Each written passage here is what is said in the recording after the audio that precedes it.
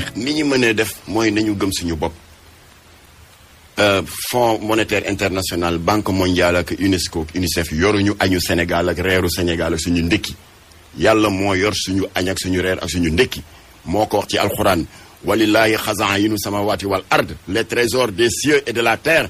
mu ngi nekk ci sama loxo man subhanahu wa taala waaye boo yaakaare ne bu ma gàntalee UNESCO milliards yi muy dugal di financer le système éducatif dana téye loxoom su boobaa mooy indi attitude yii di weddeek di nangam alors ba tax na man dama doon ñaan à tous les hauts responsables de l'État du Sénégal parenthèse bu may def la dossier boo xam ne ñun suivroon nañ ko kooku presse bi te yéen ngeen tuddee ko di ko surnommé Jabouer nu mu tuddati. sous-préfet le sous-préfet de Dakar Plateau defe naa Djibril Diallo la bi mu nekk lu mel ni daf ko daloon ba mu nekkee sous-préfet fii ci Fissel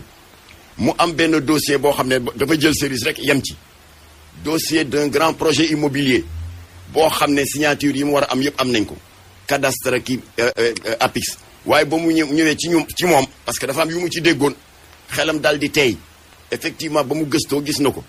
premièrement site ba ñu ko jël ba ñu ko. mais ma Mactar. waaw ginnaaw yéen a ngi xeex loolu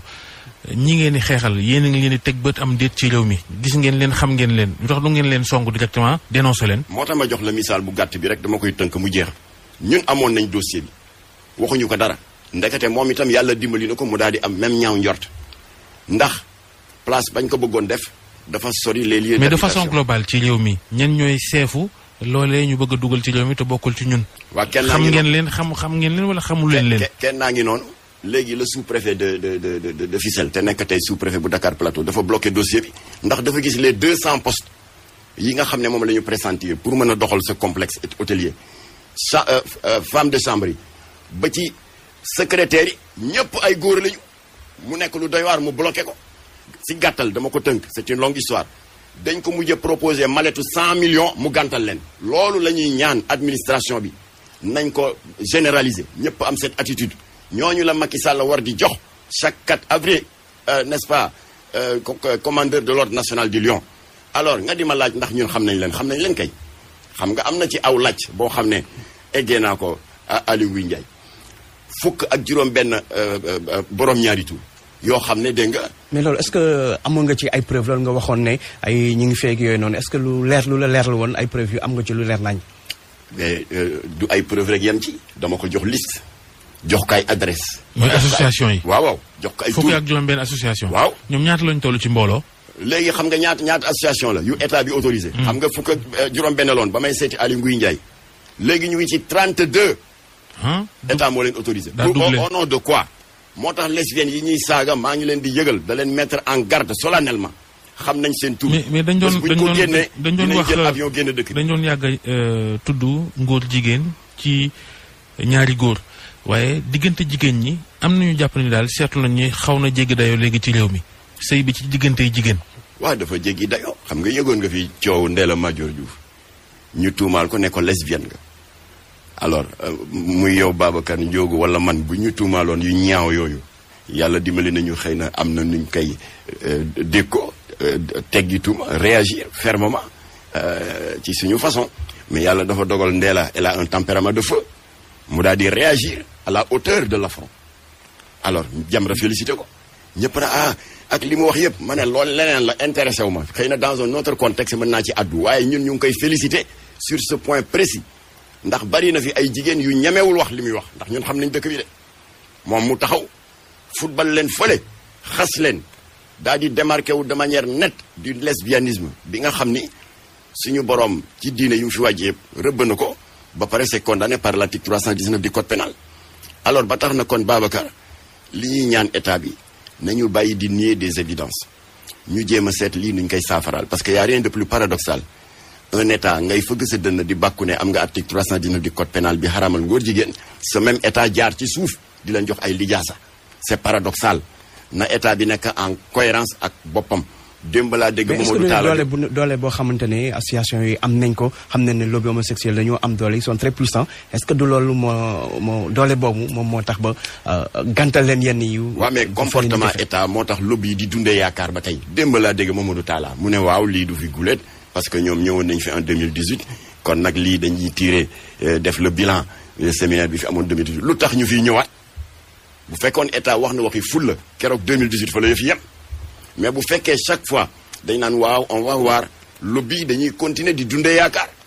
dañuy naan Sénégal yi ngi dëgër de comme ni Gabon dëgëroon waaye comme que tontu nañu tontu bu nuancé bi yàlla mën na def bés ñu ubbil ñu bunt bi. seen xeex bi nag li koy gën a jafeel mooy ràññee ñi ca nekk ñu ci newul ndax ay gëstu fii ci Sénégal wane na ni ñiy def góor jigéen ñu ci bëri dañ koy doon waaye dañuy ne ci sëy maanaam bu dee jigéen buy sëy ak beneen jigéen day fekk sax mu am jëkkër léeg-léeg bu dee góor bu koy def itam di ko seq ak góor day am jabar ba tax jaxasoo googu ñu jaxasoo moo tax yëf yi xeex bi gën a compliqué loolu moom lu ciy pexe ci sa xalaat. li ciy pexe daal na état bi commencé dès le départ comme ni ma ko waxee am une position radicale yow xaraamal nga ko sur la base de l'article 319 xaraamal nga ko ndax yaa ngi jiite réew moo xam ne téeméer boo jël juróom-ñeent fukki ak juróom-ñett 98% ñu ngi tënku moo xam ci injiil bi yoon ci Yàlla Insa wala ci alxuraanul karim alxuraanul karim suñu borom génne na fukki fatwa ak juróom-ñett suratul anfal suratul uhud suratul anbiya yi di rëbb borom ñaari tur yi nga dem suñu mbokk catholique yi seen téere bi ñuy wax Lévitique chapitre 18 verset 22 suñu borom ne coucher avec un homme comme on couche avec une femme est une abomination bu la yàlla dimbale nag nga jiite réew mu mel noonu ñoom ñëpp unanimement rejeté nañ les unions contre nature législateur bi fekk si ñu daal di génn l'article 319 du code pénal loolu koy leer na kon boo jàkkaarloo avec les puissances occidentales ne leen wax leen li leen Robert Mugabe waxoon il est hors de question ñu di ko dépénaliser fii waaye boo leen président Macky Sall Barack Obama ñëw na fi président Amérique ñëw na fi mais la mu ko waxoon moo di ne Sénégal mënuñu nangu lu ni mel dëppoowul ak suñu aada ak cosaan loolu daf mën a nekk loolu dayu seen xel kàddu yooyu mu yëkkati woon. waaw mais dafa jëkk wax loo xam ne doyuñu woon daf ko jëkk ne on n'est pas encore prêt on n'est pas encore prêt mooy yàlla mën na def bés qu'on soit prêt moo tax ñu ñëwaat. te daal leerul pour yow mbir mi leerul. waaw bu leen waxoon ne ab du fi am dañuy toog mais boo leen ne on n'est pas encore prêt mooy xëy na yàlla mën na def bés dana dikk on sera prêt mais ginnaaw gi nag le président Macky Sall a été un peu plus radical parce que ba mu paree ak jàkkaarloom ak Obama sa naataango Audrey Pulvar bu iTélé ak tamit Franck Simonet bu TV5 année ba ca topp defe naa à l'occasion du sommet de Antananarivo sommet de la francophonie nee na leen pourquoi voulez-vous parce que l'homosexualité a été légalisée chez vous qu'il faille en faire une loi universelle après mu daal di tënk nag foo xam ne waxi fulla la wuuteeg jàkkaarloom ak Obama daal di leen ne nag de grâce laissez à chaque peuple souverain